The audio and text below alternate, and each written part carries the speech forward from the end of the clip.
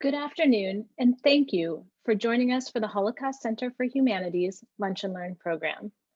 I'm Alana Cohn-Kennedy, the Holocaust Center's Director of Education.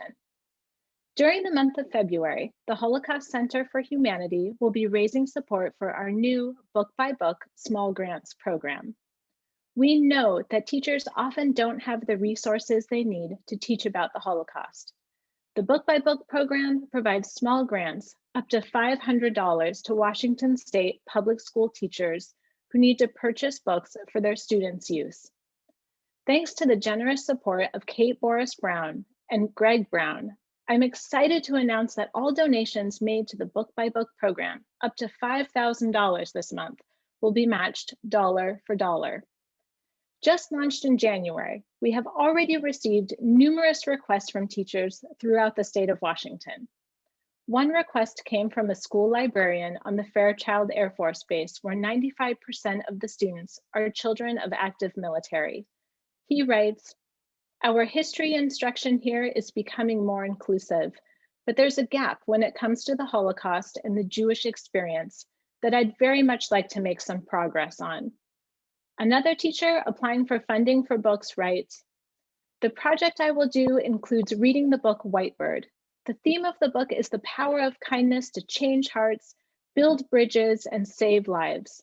We live on the Colville Indian Reservation and are faced with discrimination daily.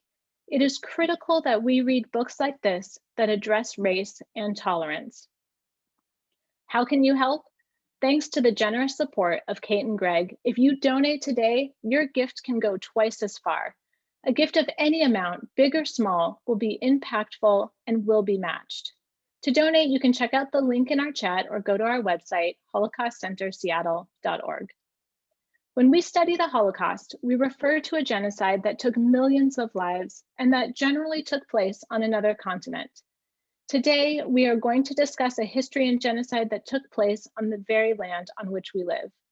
Today's program is the first of a two-part program entitled From Genocide to Emergence, Native American History in the Pacific Northwest. Throughout the centuries, the United States government has killed millions of Native Americans and created numerous genocidal policies to control and destroy the indigenous population. From the colonial period through the founding of the US and continuing in the 21st century, these policies have entailed torture, terror, rape, sexual violence, massacres, starvation, military occupations, land theft, breaking of treaties, coercive adoption policies, and cultural destruction. Despite these practices, Native Americans retain a powerful sense of cultural identity, pride, and a resilient ancestral legacy of survival as they still struggle for political social respect and representation. We remember and recognize that Seattle sits on the land of the Duwamish Nation. They are the indigenous people of metropolitan Seattle, having lived here as long as 115,000 years. Our beautiful city, Seattle, is named for the Duwamish and Suquamish Chief Seattle. Individuals of sovereign nations in the Seattle region include the Lummi, Cowlitz, Puyallup, Salish, Tulalip, and many more. Up until recently, the only book that existed about Chief Seattle was a children's book. It was explained that there just wasn't enough information available to write a biography about the renowned chief.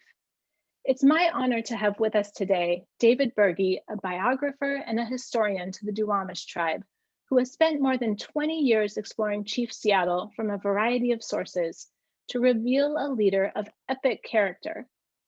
Chief Seattle was a visionary who helped found the city that bears his name, the largest city in the world named after a Native American.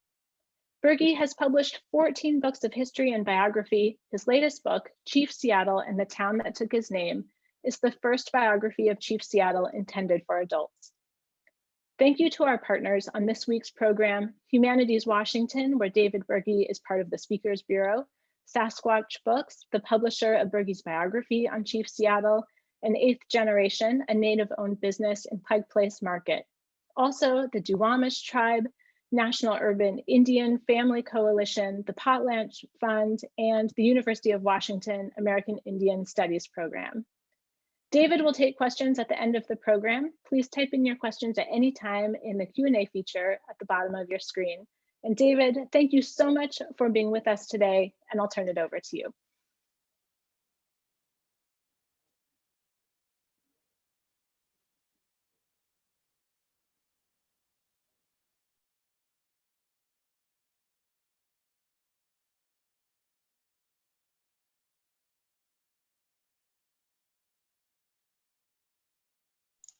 All right, now can you hear me? No, can't hear me. Excellent. We can hear you. You can hear me. All right, good. All right. Well, thank you. Are we going to have some other pictures on the screen so I can see that who I'm talking to? It's kind of fun to do that. If we can't, that's fine. So unfortunately, you're pretty much only going to see yourself for most of the time. Oh, okay. Well, all right. All right. So the question is, who was Chief Seattle? And it's a question that's been asked since Seattle first showed up in the historic record, which was in 1832.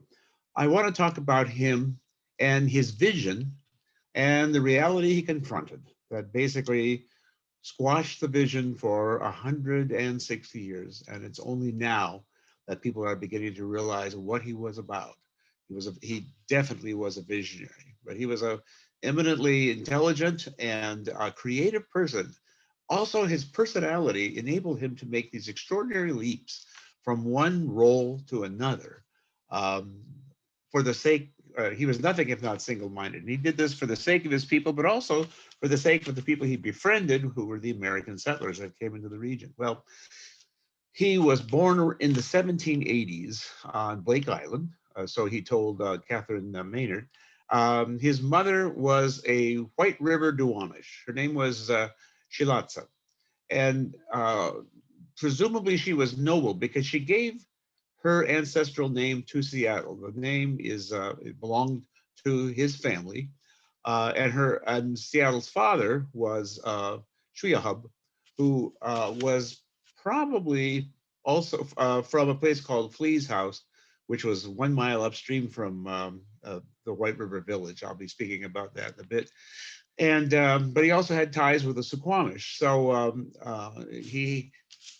there was a debate during Seattle's lifetime about whether he was the son of a slave or a noble.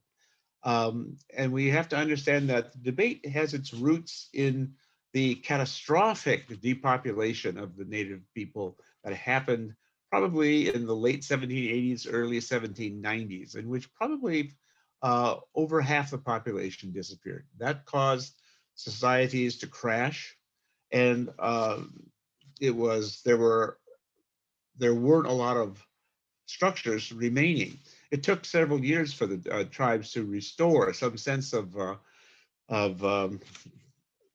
unity, but at the same time, firearms were being sold to Indians on Vancouver Island and later here, and the slave raiding became a terrible curse on Puget Sound. And the reason why people went on slave raiding expeditions is because their populations had been decimated. And in order to maintain your tradition and also your social standing within your group, it required feasting and celebration. There were winter dances, there were potlatches, there were birth ceremonies and marriages, and all these required gatherings in which the guests would be fed, and these might go on for weeks. So there was a great need for not just food to supply these activities, but also people to do the work to get them underway. So if your population declines by 50%, you've lost 50% of your labor force. And so how do you restock it? Well, you naturally, but that takes time. Or you can go on a slave raid. And that's what people on Vancouver Island did, who were the first ones to be affected by smallpox, measles, diphtheria, malaria. And so they went on slaving expeditions into the Puget Sound region because despite its being depopulated, it still was, it had a lot of people within it, probably 25,000 people in the Puget Sound region. So it was a chaotic time when Seattle was born in the 1780s. Not only was there depopulation and societal crashing, there was a lot of violence and magnified by the introduction of firearms. We know that he grew up in Flea's house, which was a little village. There's a background story here about the villages. The White River. Why don't we put up the map about that shows what is it? What am I looking for? The Suquamish and Seattle. Oh, no, it's the Duwamish and Seattle. Can we do that? Hello? Ah, here we go. All right. Yes. Okay. So if you look at this is on its side, if you look on the left side, you'll see the outline of the city of Seattle before it was changed by engineering.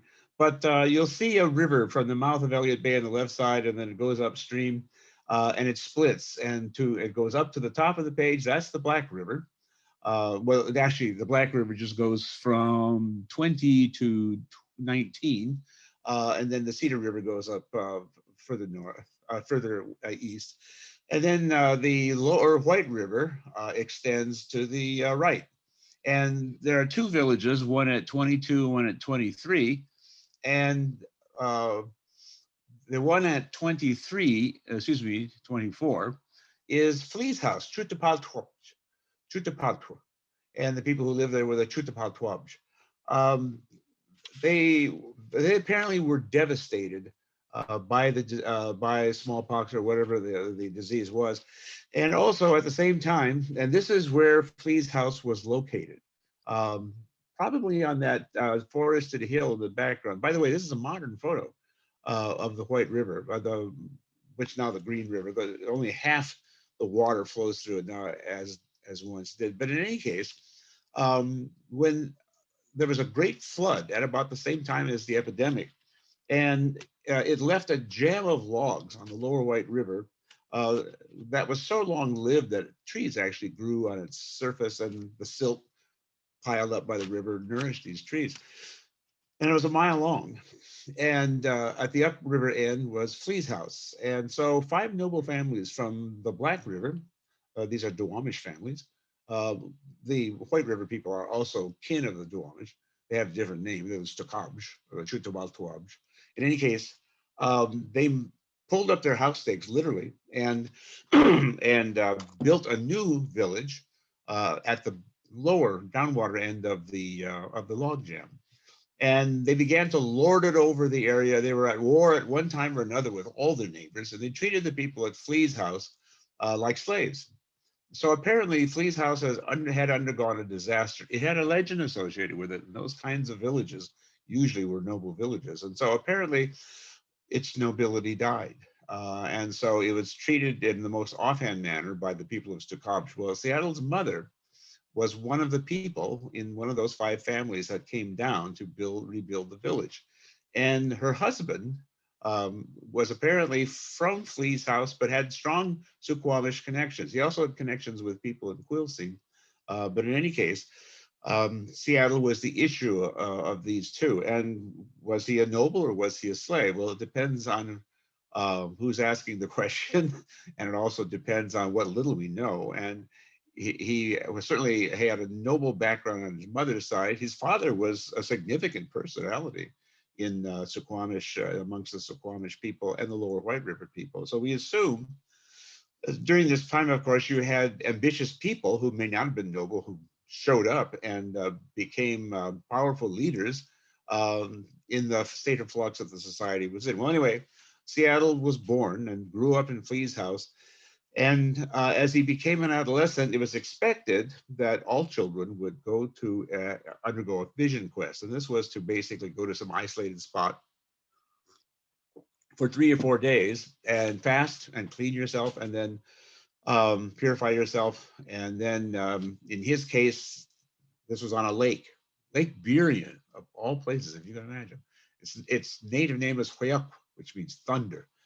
And so Seattle apparently camped by Lake Burien for a couple of days, and then he rafted a stone out to the center of the lake and grabbed hold of it, and it pulled him down to the bottom of the lake, where he would have met the supernatural guardian spirit who taught him its song. And whenever Seattle wanted to manifest the gift that the spirit gave him, he would sing his song. So what was his power? It was thunder. So people said thunder could bring wealth. It could also heal wounds, but it also gave the gift of oratory. And Seattle had that in spades. Um, he is described as being big. I don't know how tall, but muscled and with heavy bones. He was a very powerful person. He actually, in one episode in his life, lifted up a person, jumped over 5 canoes carrying that person, and then threw him to the ground after the man insulted his grandmother. But in any case, he was a large person, and during the winter dances, when you receive the spirit, depending on your spirit, but if you have of a certain kind, the people would travel around the world gathering foods from March to November. And then in November, the rains came, and they stayed in from November, December, January, and began to break up around late February to go back to hunting food. And so when the people came back to their winter villages in November, they held what were called the winter dances. So you've been out on the periphery of the world for 9 months or more, and a lot of stuff has happened. People have died, new children have been born, people have gotten married. And so when you return to your house with your 20 or 30 other people, your house group, they celebrated the winter dance in which people could express the powers they were given by their supernatural guardians. It was a way of reassembling and reacquainting themselves with one another. And during these, Seattle would have been a participant. So it would be in a large longhouse, probably over 100 feet long. The center part would be cleared out, and then there'd be fires around the side, and people would be chanting. And this was a very serious time, but it was also a lot like Christmas. But gifts were given. There were other events that took place. But Seattle danced the length of the longhouse and shook 2 rattles, which were shaped like ducks, and then he sang his song. He was probably because of his ambiguous background, he tended to have a violent temper. His father did too, and his daughter Sabalita, or Angeline, did as well. So it apparently was a family trait. But in any case, he could be absolutely terrifying. And there was a woman up among the Skagit people, Amelia Sneetlam, the Whidbey Island Skagits, and she remembered Seattle's power, or was told about his power. And she said it was thunder. It was shaped like a duck, and it gave Seattle great power. And so imagine him shaking his rattles as he's walking, dancing up and down the longhouse, and singing in his powerful voice this song. What Amelia Sneetlam did was capture his character with a neat phrase, and she said, "The people who were angry, the people of Seattle was angry at, they're the ones who shook." So that gives you a very vivid indication of who he was. And he became a war leader. A good place if you have a murderous temperament is to become a war leader. And he was involved in several attacks in his early 20s, or if he even was 20, but certainly as an early adult. He carried out an ambush on White River when a bunch of slavers on expedition from up in the Cascades on the Green River.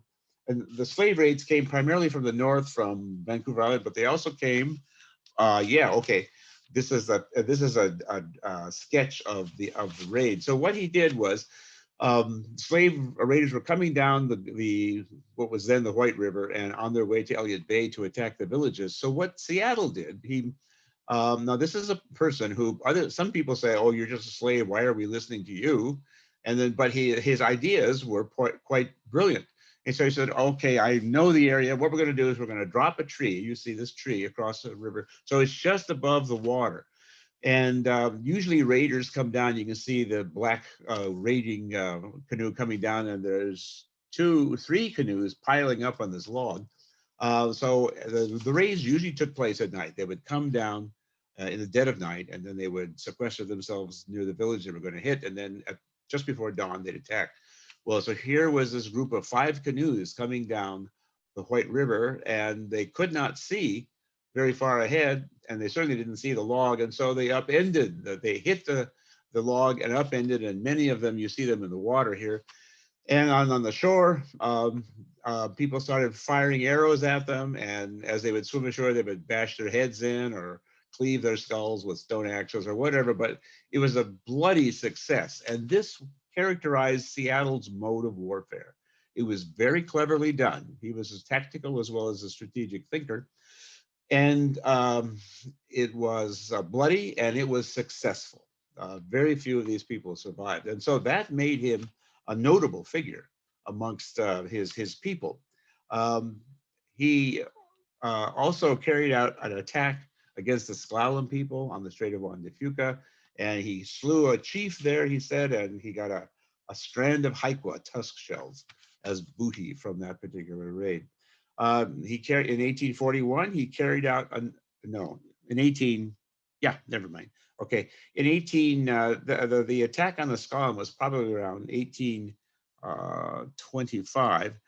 In the fall of in the 1830s, he carried out raiding on the Snoqualmie River above Snoqualmie Falls. We know that the Suquamish were raiding there. And there was a story about Seattle that went with the accounts. And what it was Seattle was, they were above the Snoqualmie Falls, the Suquamish warriors. And for some reason in this story, Seattle is alone. He's being chased by the Yakima, who have the upriver canoes of the Snoqualmie.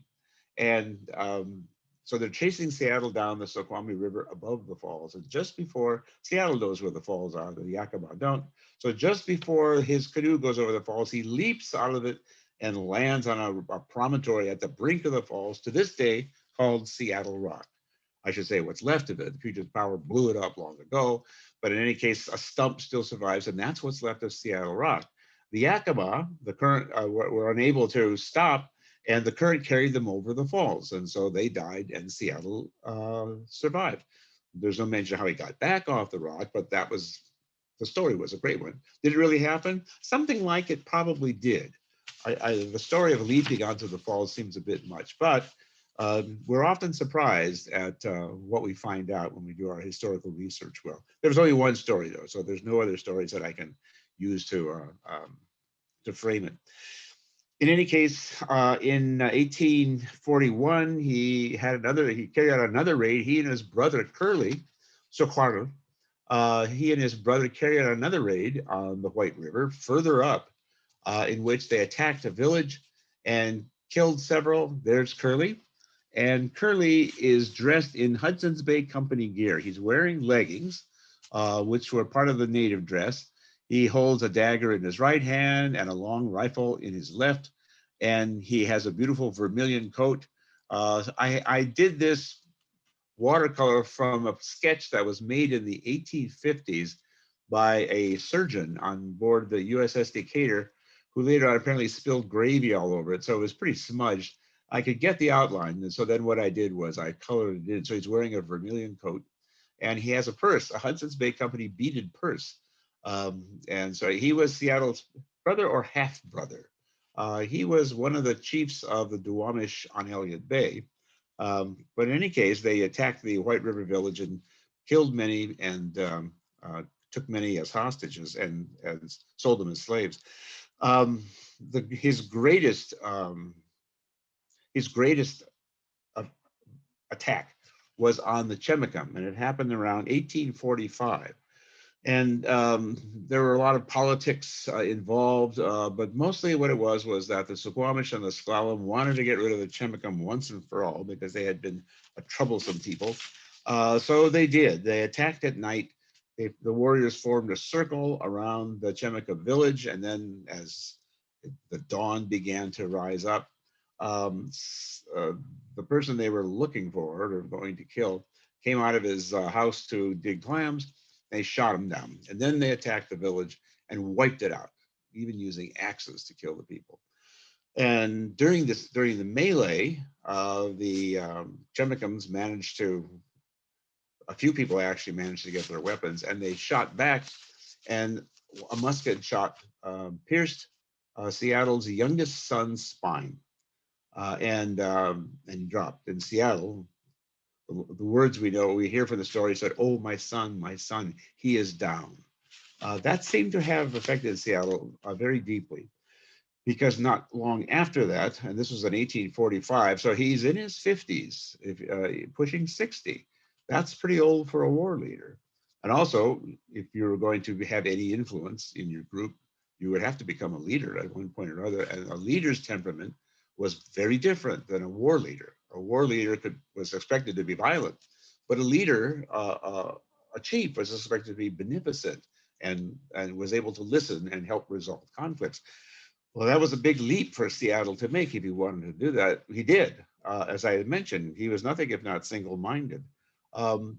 The year that the attack took place on the Chemicals was the same year, 1845, that Americans began to cross the Columbia and settle north on Puget Sound at a place called New Market, which became Tumwater, and then the town of Olympia in 1849, 1850, developed north of that.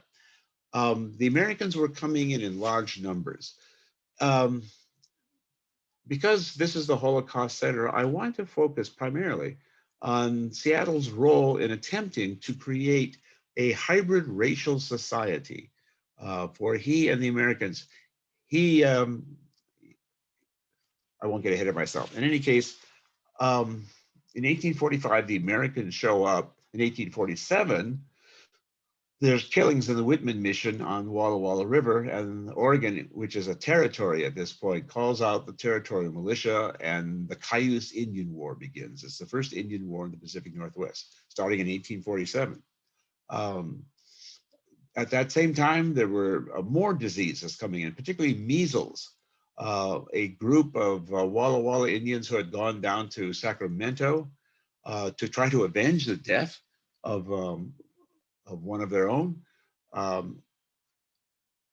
came back with measles and spread it. And that was the disease that so devastated the Cayuse, in which they thought and believed that Marcus Whitman, who was a doctor at the missionary site, his wife, Narcissa, was the missionary. In any case, they thought that he had caused that, he had done that against them. And so he was killed, his wife was killed, most of the other missionaries were killed at the mission, and the rest fled. And that was, then the territorial militia attacked, and the Cayuse War was eventually fought to a close, with the Indians suffering defeat. In any case, this was in the 1840s, and the disease, as well as the knowledge of what the Americans were doing in the battling the Indians, but also the genocidal conflict happening in California, where white prospectors and gold miners carried out killing sprees to kill as many Indians as they could. Sometimes the largest massacre apparently included 1,000 people who were killed. So the news of this dreadful genocide in California was, I'm sure, creeping up as well into the Pacific Northwest. And a number of Native leaders were upset by this. And so the Snoqualmie leader, Pat Canham, called the council on Whidbey Island in 1848 and wanted to get a consensus on, there he is, there's Pat Canham. He wanted to develop consensus that people agreed that the Americans should be driven out. And while we're at it, let's drive out the Hudson's Bay Company too, because they're becoming too numerous and powerful. And if we don't, we will regret the day. Now, Pat Canham was right. A year later, on May 1st, 1849, 100 men showed up with Pat Canham at Fort Nisqually, near the town of Steilacoom today in the South Sound. And ostensibly, it was to talk with a chief, Lahalet, who was mistreating his wife, who was Pat Canham's sister. An accidental gunshot started a melee. This 100 armed Snoqualmie and Skykomish charged the fort door. It was barely closed.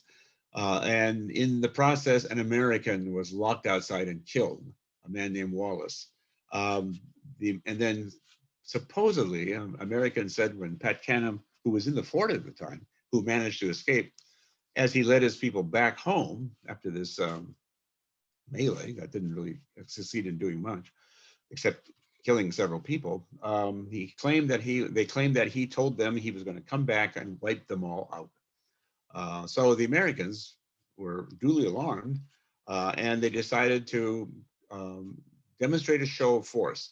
So they spent the $2,000 Congress had put aside for the territorial governor of Oregon to give gifts to the Indian, and used it to hold a grand jury and a court proceeding at Steilacoom Barracks, which is near the town of Steilacoom today.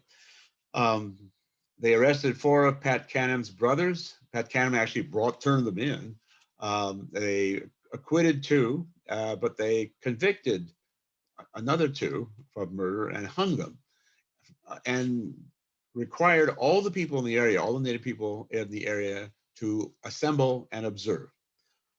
As they might have said at the time, the missionaries didn't teach you how to fear God, so we're going to teach you how to fear the Americans. That was the idea, I'm sure, behind the lynching. Although we probably shouldn't say lynching, because there was a trial, and the Indians were provided with a defense attorney. But nevertheless, it had a profound effect on many people. Pat Canham, for one, Pat Canham was certainly behind the show up of these 100 people at Fort Nisqually, but he wasn't convicted or even accused of murder. And to demonstrate to Pat Canham just who the Americans were, they got together and bought him a ticket on a lumber schooner down to San Francisco so he could see what an American city looked like. At that time, San Francisco had 25,000 people. It was probably more people than Pat Canham had ever seen assembled in his life. Seattle also had the same reaction, although nobody sent him down. He was still in the doghouse from the Hudson's Bay Company. There were more negative epithets associated with Chief Seattle in the Journal of Occurrences at Nisqually House, which was the daily log of activity at the fur trading post at Fort Nisqually. So many negative epithets that whenever he came, people were just terrified. He always came with an armed group. He was involved in several fights. And he was even warned that if he showed up and did that again, he would be banned permanently from the port, and he didn't care. He was not a peacemaker, he was a warrior. And in any case, the council that Pat Canham held, a year later, this was in 1848 when he held it. 1 year later, on May 1st, 1849, Pat Canham showed up with 1,000 warriors, and I've already described what happened. That had a huge effect on Pat Canham in Seattle, and but they responded differently. Pat Canham said his heart had turned over. There was just too many of them to fight, so he went off to the mountains to hunt mountain sheep. Seattle, on the other hand, came up with an extraordinary plan. And here we see him pivoting on a dime, this truculent war leader who has who has been involved in several campaigns. In 1845, the campaign against the Chemakum essentially was an act of genocide. They murdered most of the Chemakum people to do away with them, get them out of their hair.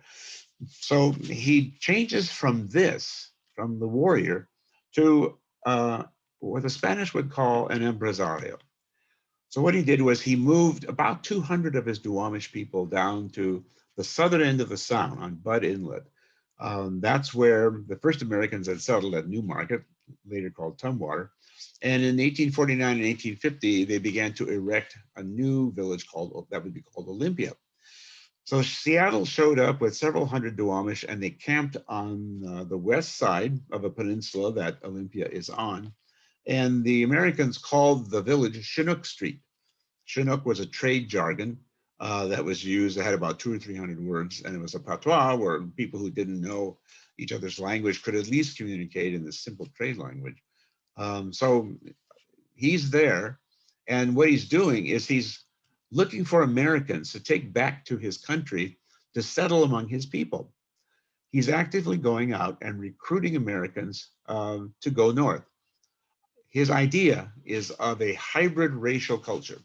The Americans are obviously a very vigorous people, and they have medicines, they have weapons, they have metal, they have all these things. And they also have access to markets that Native people couldn't even dream of accessing, all the way to the East Coast. So in any case, he wanted to get Americans in, so he invited them in and carried out a tour.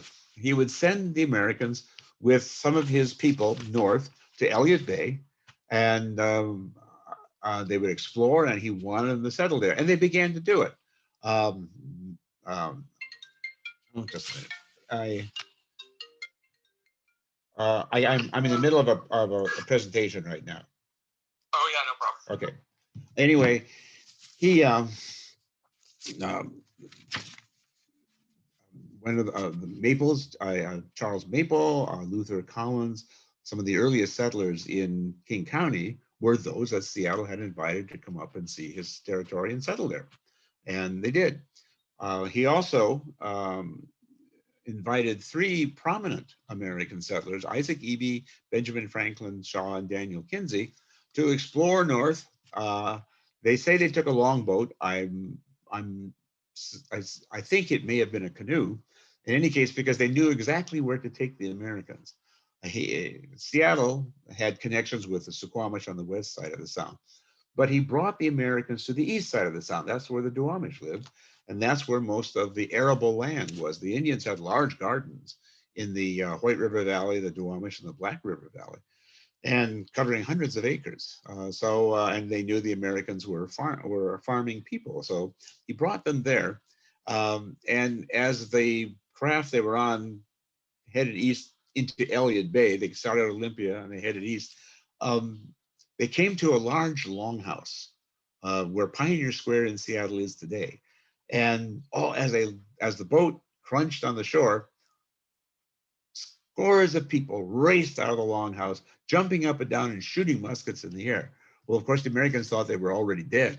But then an old man came out of a house, this was a ceremonial dance house, and stood on a driftwood log and began to talk to them. And this was Chief Seattle. And this was the first speech that he gave. My name is Seattle. I'll talk about the pronunciation in a little bit. My name is Seattle, and this great swarm of people that you see here are my people. They come down here to celebrate the coming of the first run of good salmon. As salmon are our food, we always rejoice to see them coming early and in advance, for it ensures us a plentiful quantity of food for the coming winter. This is the reason our hearts are glad today. And you do not want to take this wild demonstration as warlike. It is meant in the nature of a salute for the Hudson's Bay Company when their chief visits in Victoria. I am glad to have your country. I'm glad to have you come to our country, for we Indians know but little, and you Boston and King Georgemen, Bostons are the Americans, King Georges are the British. You Boston and King Georgemen know everything and how to do everything. We want your blankets, your guns, axes, clothing, and tobacco, and all the other things that you make. We need all these things that you make, as we do not know how to make them. And so we welcome you to our country to make flour, sugar, and other things that we can trade for. This is his first speech, and he's inviting Americans in big time. And this is where it happened. As a matter of fact, this was called Denny's Island. The actual name was Zizilalich, and it referred to that. You look at the first group of trees that are on an island. And the island is connected to the forested mainland by a very narrow spit of sand, which was flooded at low tide, that fed a lagoon on the right side of the island. And if you look down at the lower left part of the drawing, you can see a large house. That's where the ceremonial house was. We know at what street intersection in Seattle it was located. So there was a large village here, 4 long houses on the island, 4 long houses on the mainland. And this is where Seattle invited these 3 Americans to come. And then he had guides take them up and down the Black River, the Duwamish, the Black, into Lake Washington. They went up the Black River, and he was showing them all the places that they could come and settle. This is an amazing thing. The Cayuse War was pretty much over by this time, and yet Seattle saw an opportunity in which Americans and Native people could literally intermarry and therefore mitigate the violence. This was how Native American groups on Puget Sound had done, had carried out their diplomacy. for centuries, if not millennia, was that when you had a new group coming in who was vigorous and who might also be aggressive, you could fight them. You may have to fight them several times, or you could intermarry with them. And if you intermarried with them, then the demands of kinship and friendship would mitigate the violence. And so that's what Seattle was trying to do. He was trying to find some way in which he and the Americans, his people and the Americans, could live in harmony together. Now, a lot of Americans agreed with him. And so young males who came into the Northwest had little difficulty intermarrying into native families. And it's a remarkable thing that it has only been recently that many white families have opened up and said, oh, well, yes, we had native background. Great-great-grandfather married an Indian woman. Before, it was, I'd say, even as late as the 1960s, it was an embarrassment.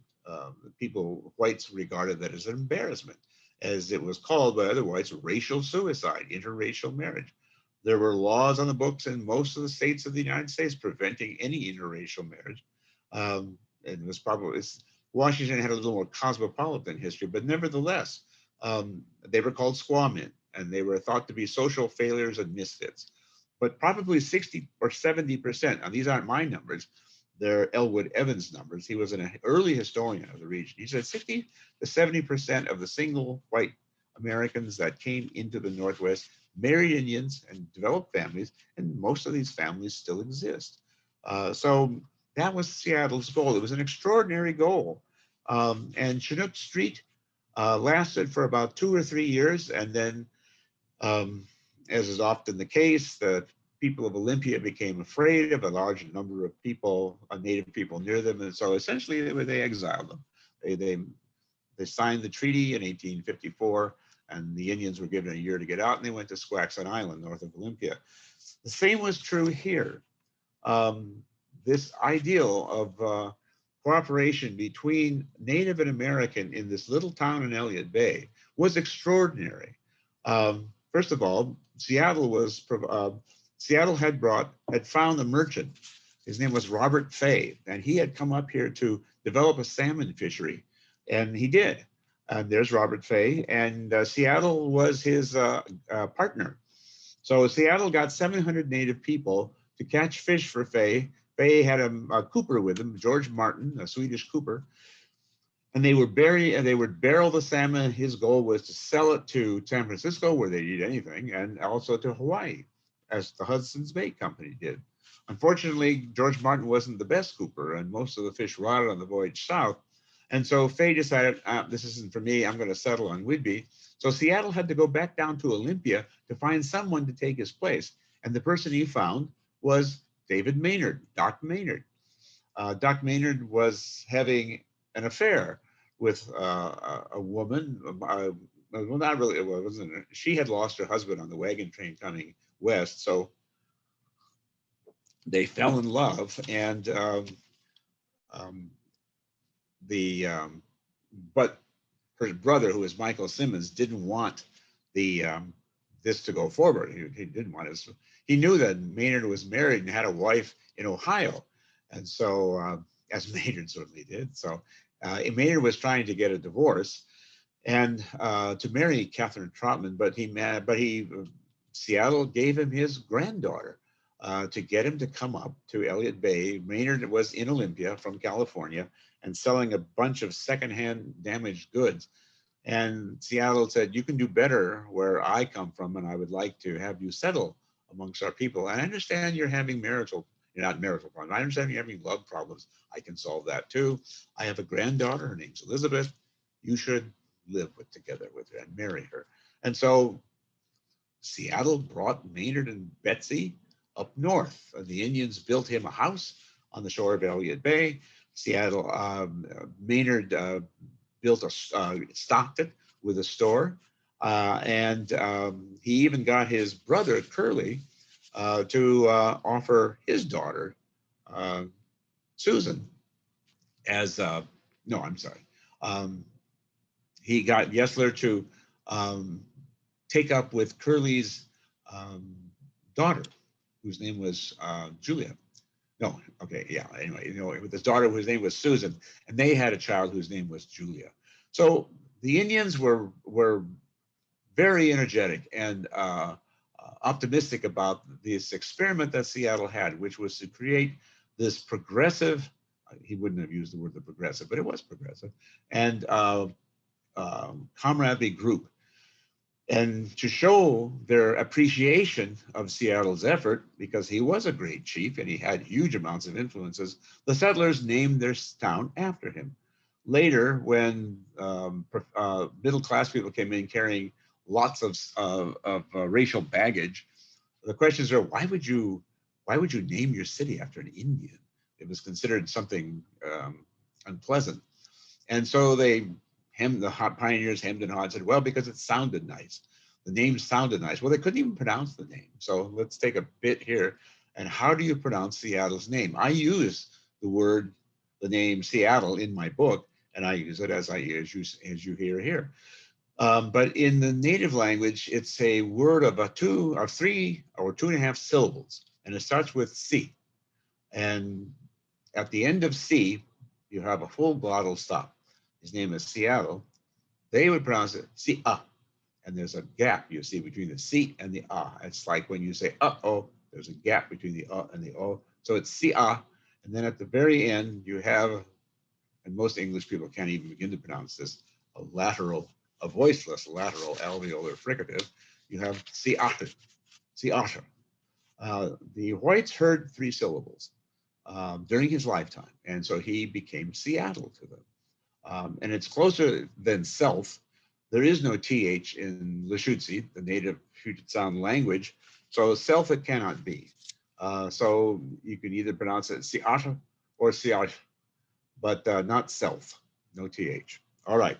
In any case, for about 2 years, a hybrid racial community existed successfully on Elliott Bay. And even when Isaac Stevens, the governor, came in and essentially messed things up so badly that a race war broke out, a ferocious race war throughout the Northwest Territory, involving hostile groups west of the Cascades and east of the Cascades. Until that happened, Native and white got along fairly well together in Seattle. The Native people supplied most of the labor and a lot of the things that the settlers needed, like food. During the winter of 1851-52, famine faced the settlers. They had no wheat flour. So Seattle managed to get people on the Black River to bring up a canoe load of potatoes. The year after that, the winter of 52-53, the same thing happened. He showed the settlers where to pasture their animals. He had his people help the settlers build their cabins. He was an entrepreneur. He was a contractor. And as I said, an empresario who basically was determined to get this place to prosper, to be on the map. And they named it after him. Unfortunately, the Yakima Indian War intervened with Stevens' ham-handed policy for treaties. And in 1865, the little town of Seattle applied to the territorial legislature for a charter, which was granted. And they had the power to tax and design ordinances. And the 5th ordinance that they designed was a move to drive all the Indians out of Seattle. The Indians could not build houses on the streets or on open lands. And so the reason why the settlers had come in the first place was because there were Indians there. They were farmers and they needed farm labor. Well, the only farm labor that was available was native farm labor. So farmers like the Denny's and the Bells and the Borans basically settled in Indian villages to have this. Because they had claims, the families would be spread out. For example, there were 5 families on the eastern shore of Elliott Bay, but the headquarters was down at Jijilalich. And there was a little village to the north where Pier 70 in Seattle is now. It's called Bakbakwab, which means prairies. Jijilalich means little crossing place, and it was that little spit that connected the island to the mainland. So the cooperation that developed between the whites and the Indians was so great that during the Indian War, the Yakima War of 1855 to 1858, while the whites, the white men, there were probably 100 people, 100 white people in King County at that time. Maybe 50 of them were men. No, about 75 of them were men, but most of those were training in the militia. Who was going to run Yesler's sawmill? Yesler came in 1852 and he brought the first steam-powered sawmill to Seattle. And during the Indian War, the Indians ran it. So they enabled the town to survive economically, even though the treaties that they ultimately had to sign forced them out.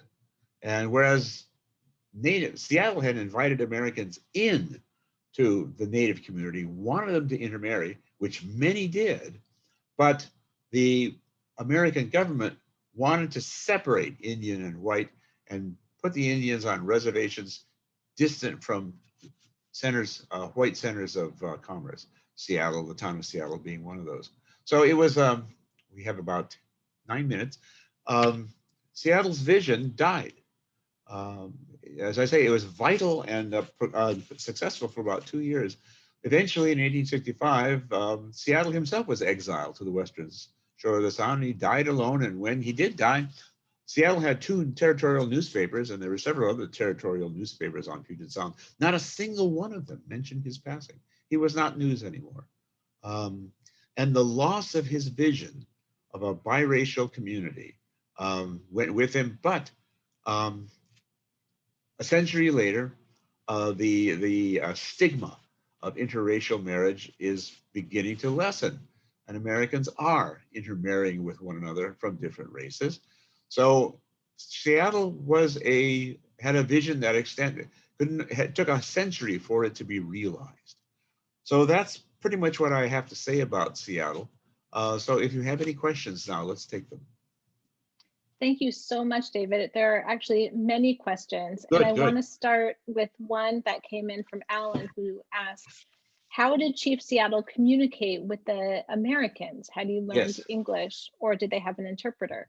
They had, well, Seattle spoke the Chinook jargon, but in formal situations, he never would do that. He would speak his native language. And then, for example, in 1854, when Governor Stevens came and visited the town of Seattle, Seattle gave this great speech.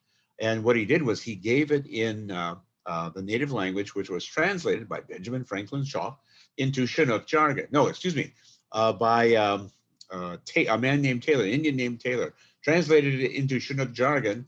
And then Benjamin Franklin Shaw, who understood Chinook jargon, these 200, 300 words, translated it for the benefit of Stevens into English.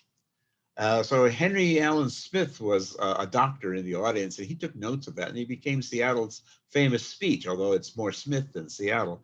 But so he spoke his native language, but he could also speak Chinook.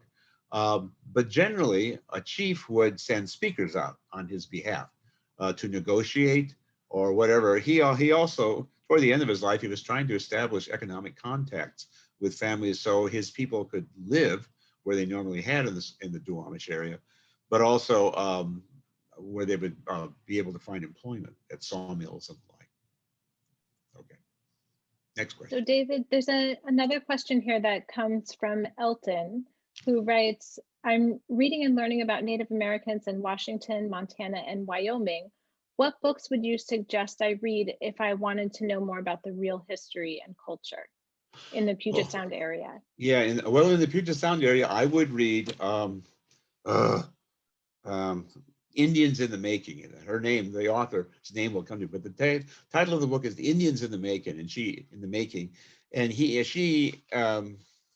anyway, she does an extraordinary job showing how the idea of the Indian was an American idea that they put on the native people and who had little choice because they were so overwhelmed numerically. But in any case, that's very good. That's for Puget Sound. Beyond, there's an awful lot of books now, many of them written by Native American authors, which is just the best thing.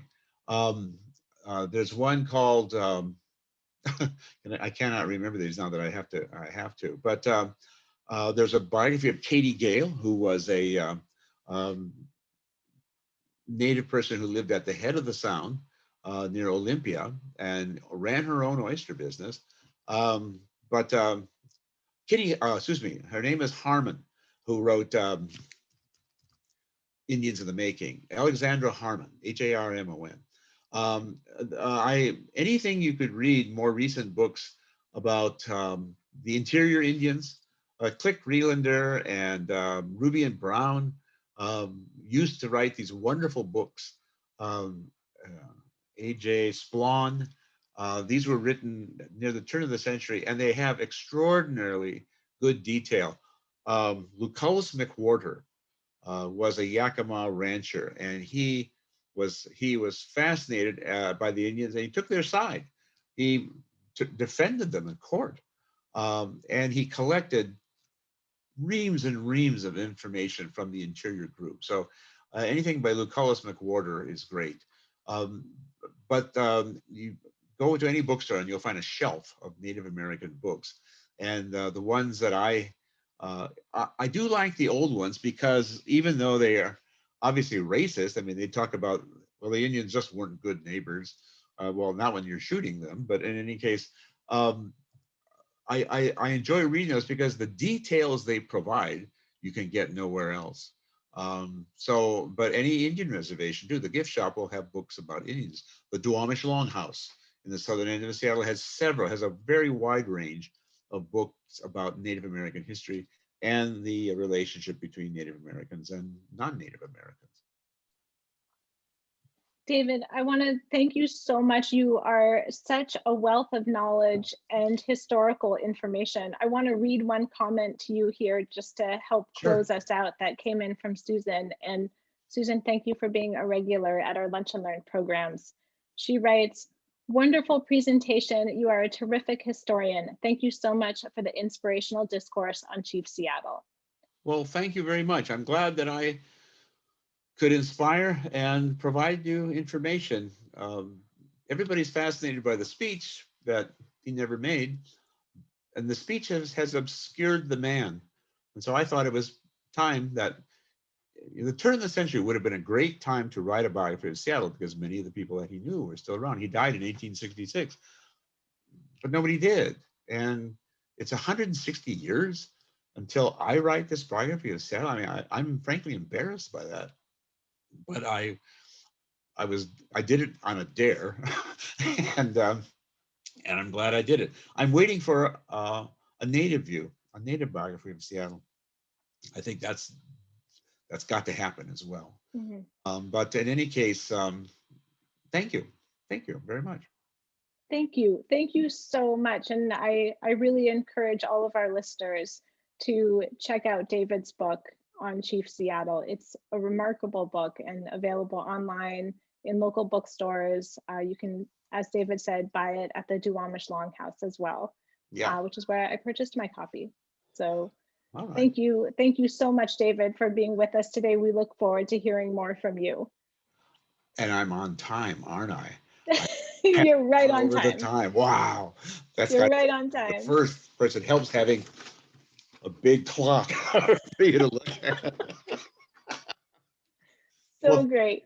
Ilana, well, thank you so much, David. And I just want to let all of our listeners know that this program was recorded, and you'll find it on our website starting tomorrow, along with all of our other past Lunch and Learn presentations.